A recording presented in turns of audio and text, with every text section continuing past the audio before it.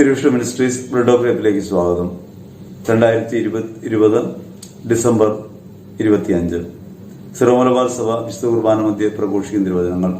ഫെബ്രുവരി ലേഖനം 1-ാം അധ്യായം 5 മുതൽ 14 വരെയും, വിശുദ്ധ യോഹന്നാൻ സുവിശേഷം 7-ാം അധ്യായം 25 മുതൽ 31 വരെയും തിരുവചനങ്ങൾ. വിശുദ്ധേറ്റവും പ്രിയപ്പെട്ടവരെ, ക്രിസ്മസിന്റെ മംഗളങ്ങൾ ഏവർക്കും ഹൃദയപൂർവ്വം നേരുന്നു. എന്തിനാണ് നാം ക്രിസ്മസ് ആഘോഷിക്കുന്നത്?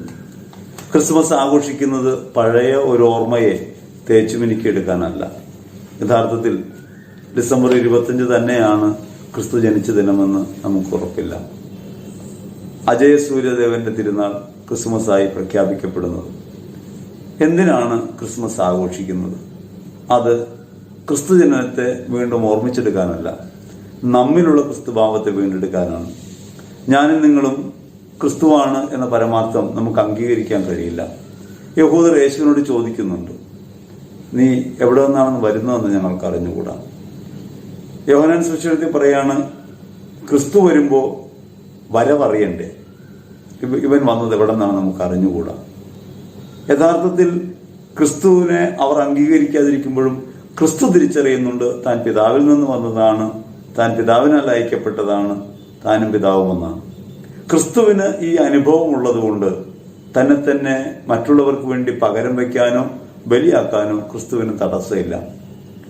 അതിൽ നിന്ന് നമുക്ക് ലഭിക്കുന്ന സന്ദേശത്തിൽ പ്രധാനപ്പെട്ടത് നാം ദൈവത്തിൽ നിന്നാണ് എന്നും ദൈവം നമ്മിൽ വസിക്കുന്നുവെന്നും നാം തിരിച്ചറിയുകയാണെങ്കിൽ നമ്മുടെ ജീവിതം യാഗമായി അർപ്പിക്കാൻ, ദൈവാരാധനയാക്കി മാറ്റാൻ ഒരു തടസ്സവുമില്ല എന്നത്രേ.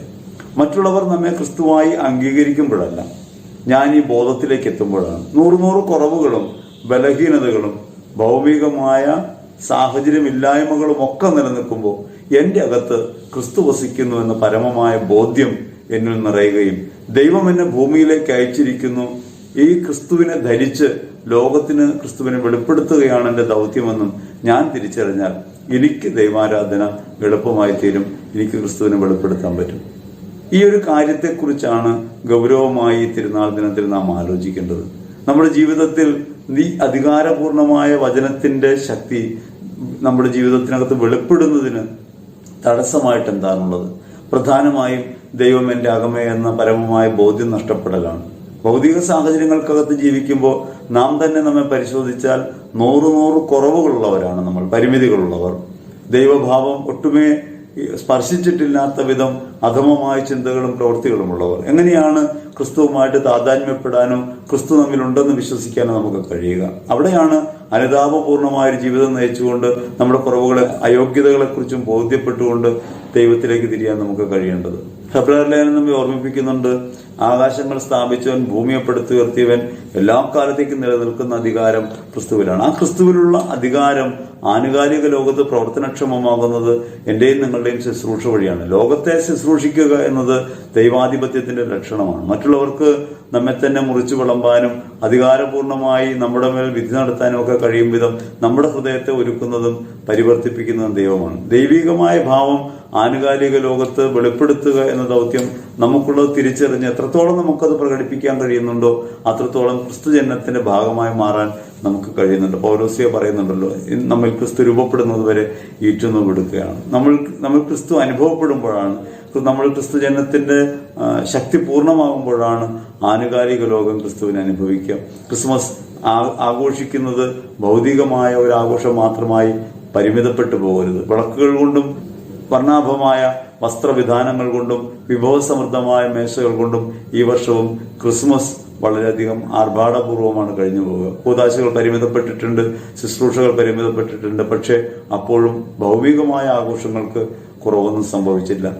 കമ്പോളം എപ്പോഴും വിരുദ്ധമായൊരു സ്ഥലമാണ്, ക്രിസ്തുവിന് വിരുദ്ധമായൊരു സ്ഥലമാണ്, സമ്പത്തിന്റെ കേന്ദ്രമാണ്. ആ സമ്പത്തിന്റെ കേന്ദ്രമായ കമ്പോളം ആധുനിക കാലത്തും ക്രിസ്തുമസിനെ ഏറ്റവും കൂടുതൽ ആഘോഷിക്കുന്നത് ഭൗതികമായിട്ട് അതിനെ വർണ്ണപ്പൊലിമുള്ളതാക്കാനാണ്. ഈ വർണ്ണപ്പൊലിമ യഥാർത്ഥത്തിൽ ക്രിസ്തു ജനനത്തിന് എതിരായൊരു പ്രവൃത്തിയാണ് നാം തിരിച്ചറിയണം. സന്തോഷം എന്നതിനെ ബാഹ്യപ്രപഞ്ചത്തിൽ ഒതുക്കാനുള്ള ശ്രമമാണ് ലോകമെന്ന് നടത്തുക. ആ ശ്രമങ്ങൾക്കകത്ത് ക്രിസ്മസ് മുങ്ങിപ്പോകരുത്. ജീവിത യാഥാർത്ഥ്യമായ ക്രിസ്മസ് എവിടെയാണ്? അവിടെ ഈ വിശക്കുന്നവനിലും വേദനിക്കുന്നവനും അവനെ കണ്ടെത്താൻ കഴിയുകയാണ്. തണുത്തു മരവിക്കുന്നവനിലും തെരുവിൽ കിടന്നുറങ്ങുന്നവനിലും അവനെ കണ്ടെത്താൻ, തിരിച്ചറിയാൻ കഴിയുക എന്നുള്ളതാണ് ക്രിസ്മസിന്റെ പ്രധാനപ്പെട്ട ലക്ഷ്യം. ഈശ്വരറ്റം പ്രിയപ്പെട്ടവര്, അങ്ങനെ ആരുമില്ലാത്തവരായി, ആരോരുമില്ലാത്തവരായി, ആർക്കും വേണ്ടാത്തവരായി, തെരുവിൽ ഉപേക്ഷിക്കപ്പെട്ടവരായി, മുറിവേറ്റവരായി, നിരാലംബരായി, നിരാശ്രയരായി കഴിയുന്ന ആളുകളിൽ ക്രിസ്തുവുണ്ട് എന്ന് സത്യമോർത്ത് അവനെ ശുശ്രൂഷിക്കാൻ കഴിയുമ്പോഴാണ് യഥാർത്ഥത്തിൽ ആധുനിക കാലത്ത് ക്രിസ്തുവിനെ നാം ആരാധിക്കുന്നവരായിട്ട് മാറുക. ദേവാലയങ്ങളിലും വീട്ടുമുറ്റങ്ങളിലും പുൽക്കൂടുകൾ നാം ഉയർത്തിയിട്ടുണ്ട്. അവിടെ തിരുസ്വരൂപങ്ങൾ വെച്ചുകൊണ്ട് ആ തിരുസ്വരൂപങ്ങളെ വണങ്ങുന്നവരാണ് നമ്മൾ. യഥാർത്ഥത്തിൽ ക്രിസ്തു തെരുവിൽ തണുത്തു മരവിച്ച് മുറിവേറ്റവനായി, വിശക്കുന്നവനായി, ആരോഗ്യമില്ലാത്തവനായി അലയുന്നു എന്ന പരമാർത്ഥം നമ്മളിപ്പോഴും അവഗണിക്കാൻ ശ്രമിക്കുന്നു. സത്യമായി സംഭവിക്കേണ്ട, യാഥാർത്ഥ്യമായി സംഭവിക്കേണ്ട ഒരു ക്രിസ്തു ജനനത്തെ ഈ വർണ്ണാഭമായ ആചാരങ്ങൾ കൊണ്ടും അനുഷ്ഠാനങ്ങൾ കൊണ്ടും ആഘോഷങ്ങൾ കൊണ്ടും മാറ്റി നിർത്താനാണ് നാം എപ്പോഴും ശ്രമിക്കുക. അതുകൊണ്ട് പുത്തനെടുക്കുമ്പോഴും വിഭവസമൃദ്ധമായി ഭക്ഷിക്കുമ്പോഴും ഓർക്കണം, തെരുവിൽ ഭക്ഷണമില്ലാത്ത ഒരുവൻ ക്രിസ്തുവായി ഇപ്പോഴും ശേഷിക്കുന്നുണ്ട്. അവനെ ശുശ്രൂഷിക്കാൻ കഴിയാതെ പോകുന്ന ജീവിതത്തിന്റെ പരിമിതിയെ ഓർത്ത് അനുദപിക്കാൻ നമുക്ക് കഴിയണം, ചുവട് മാറ്റാൻ നമുക്ക് കഴിയണം. അതിനാവണം ക്രിസ്മസ് നമ്മെ പ്രേരിപ്പിക്കേണ്ടത്. ദൈവം നമ്മെ അനുഗ്രഹിക്കട്ടെ. ആമേൻ.